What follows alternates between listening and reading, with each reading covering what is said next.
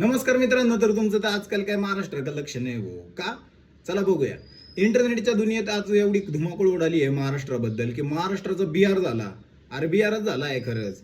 महाराष्ट्र शासनाने टॅक्सी चालकांना आणि रिक्षा चालकांना सक्ती की 1 मे पासून मराठी बोलणार, बरोबर आहे. त्यानंतर त्यांनी त्यांचा इशारा दिलाय की आम्ही 4 तारखेला डायरेक्ट आंदोलनच करू, आम्ही मराठी बोलणारच नाही भाऊ. त्यांनी गेले डायरेक्ट दोन्ही हात वरती. आता या आंदोलनाच्या विरोधात मराठी एकीकरण समितीने पण त्यांचा इशारा दिलाय का भाऊ हे जर उभे राहणार असेल तर आम्ही मराठी एकीकरण समितीवाली पण उभे राहणार, यांच्या विरोधात भरपूर जंगी आंदोलन करणार. का? कारण की आम्ही महाराष्ट्रात राहतो, महाराष्ट्राची मराठी भाषा ही लोकल आहे आणि लोकल भाषा ही सगळ्यांना आलीच पाहिजे.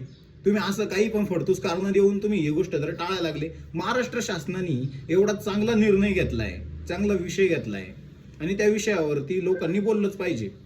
तर आज महाराष्ट्राचे लोक काय भाई कुठं बघताय काय माहिती. अरे लोक आज मराठी भाषा बोलू नये म्हणून आंदोलन करायला लागले. याला आपण बिहार नाही म्हणणार तर काय म्हणणार? बिहार म्हणजे बिहार पण एक रिस्पेक्टेड सिटी, पण तिथं लोकल लँग्वेज हिंदी आहे आणि आपली लोकल लँग्वेज मराठी आहे. आता तरी जागा. हे माणसं नेमके आले इकडून चंद्रबिंद्राहून आले का काय, जे मराठी भाषेलाच विरोध करून राहिले. आता फक्त 4 मेची वाट बघू नये आपण.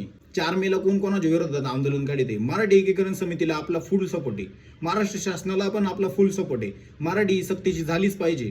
तुम्ही जर तुमचं पोट महाराष्ट्रात भरताय ना तर भाई तुम्हाला मराठी लँग्वेज ही येणं प्रॉपर आणि कंपल्सरीच आहे. तुम्ही या गोष्टीचा विरोध करू शकत नाही. पण तुम्ही तर आंदोलन काढा निघाले हो, मग तर आम्ही मराठी एकीकरण समितीमध्ये भाई आम्ही पण विरोध करू, आम्ही पण आंदोलन काढू. आता फक्त आहे ना या गोष्टीची पलटी मारायला नको. महाराष्ट्र शासनाने त्यांचा घेतलेला हा चांगले पाऊल हे मागं घ्यायला नको. आणि हे आंदोलन यांचं सक्सेस नाही झालं पाहिजे. या जिहाद यांचं आंदोलन सक्सेस नाही झालं पाहिजे. हे भाषाविषयी जिहाद आहे पहिला तर. म्हणजे भाषेला मिटवायचं आणि भाषेला संपवायचा प्रयत्न आहे डायरेक्ट. तुम्ही महाराष्ट्रात राहून जर मराठी बोलायला विरोध करताय, डायरेक्ट आंदोलन काढा निघाले. आणि कोण आहे लोक कुठून आले जे आज खुल्लम खुल्ला डायरेक्ट विरोधच करायला निघाले ना, आंदोलन काढायचं धमक्या देते. हे जर यांचं आंदोलन हे जर सक्सेस झालं ना तर आपण पक्का आणि पक्का 100% सेक्युलर आहे सगळेचे सगळे. हे सिद्ध होऊन जाईल. आणि हे सिद्ध नाव व्हावं म्हणून आहे ना धडाका ओढून द्या सगळीकडे.